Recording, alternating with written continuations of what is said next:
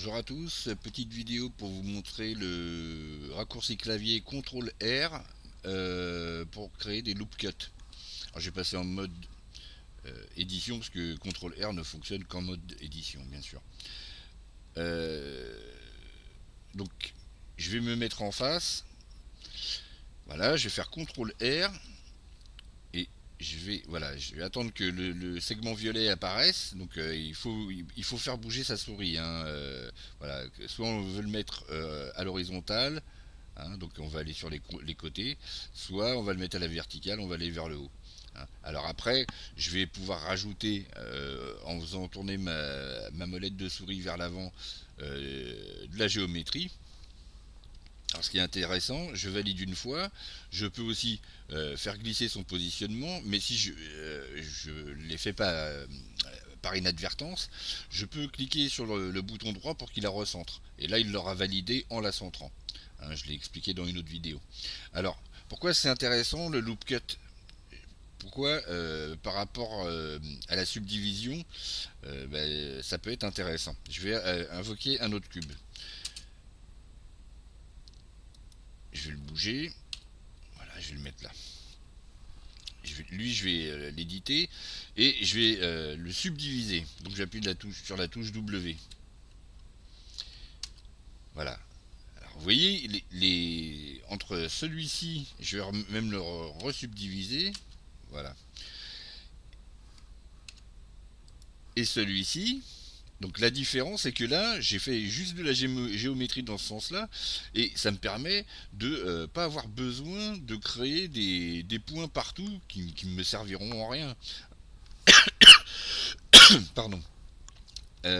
Alors que là, j'ai créé des points partout, et c'est pas dit que je vais m'en servir, hein. Donc il faut se souvenir qu'en 3D, l'objectif c'est d'avoir le moins de points possible, hein, c'est de faire les formes les plus propres possibles. Alors des fois c'est pas possible, hein. Et puis quand on utilise le mode sculpture par exemple, c'est un mode qui va générer énormément de points, de segments, de géométrie. Et donc après il y a une technique qui s'appelle la retopologie, qui permet justement de refaire un maillage par-dessus la sculpture, mais beaucoup plus épuré, mais de conserver la forme originale. Voilà. Donc alors lui je vais l'enlever parce qu'il ne me sert plus à rien. Euh, CTRL R pour le loop cut. Donc j'ai fait des loop cuts ici, et je peux les faire aussi dans ce sens-là, hein, voilà. Hein, je fais CTRL R, vous voyez, hop, je positionne, bon là je le centre, hein, mais j'aurais pu le positionner, voilà. Alors ça peut être aussi un outil intéressant si par exemple je fais de la modélisation avec de la subdivision de surface.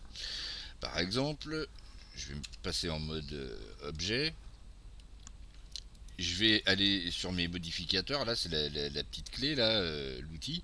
Je vais appuyer Add Modifier et subdivision surface. Voilà.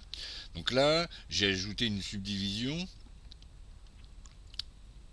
Je vais en rajouter un peu plus. Je vais le mettre en smooth. Voilà. Mais j'ai envie que mon objet, par exemple, en haut soit arrondi, mais en bas, j'ai envie qu'il soit bien plat. Parce que je vais le modéliser pour l'imprimer en 3D et que je veux qu'il tienne bien sur une surface plane. Donc je vais même lui mettre un quatrième. Et donc là, bon, bien sûr, mais je veux qu'il soit vraiment plat. Alors si je passe en mode édition, là je suis en mode objet toujours, si je passe en mode édition, vous voyez que le cube, la subdivision ne suit pas bien notre cube là.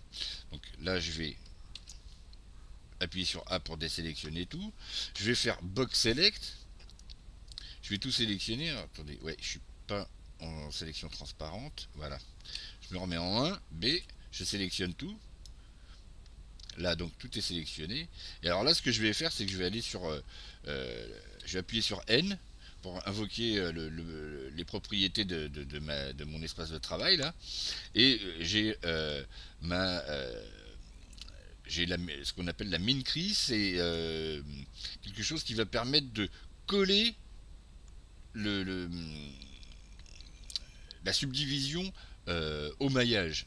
Alors, si il va de 0 à 1, si je le mets à 1, vous voyez, et il a collé, voilà. Donc ça peut être un outil pratique, mais le loop cut peut nous permettre de faire la même chose quand on travaille en subdivision de surface. Donc ça, je le remets à 0, voilà. Je reviens en 1, là je vais mettre un seul loop cut. Je fais CTRL R, donc c'est loop cut, ça signifie coupe en boucle, hein, voilà. Donc je valide une fois, et là je vais faire glisser jusqu'à temps qu'il arrive vers le bas, et puis bah, quand ça me plaît, hein, je clique gauche ou j'appuie sur entrée, et là vous voyez, eh ben, ma surface elle est devenue tout de suite plus belle, plus harmonieuse, pour pouvoir même un petit peu plus design, pour pouvoir tenir sur une surface. Voilà, après bon, quand je dis design, ça dépend de la forme que vous voulez, hein. Voilà. Bon bah c'est fini pour cette vidéo, hein, loop cut. Alors n'oubliez pas, CTRL R, et puis la molette, hein, on peut rajouter de la géométrie. Euh, voilà, hein, oui, hop, on fait glisser et on valide. Voilà. Ciao ciao.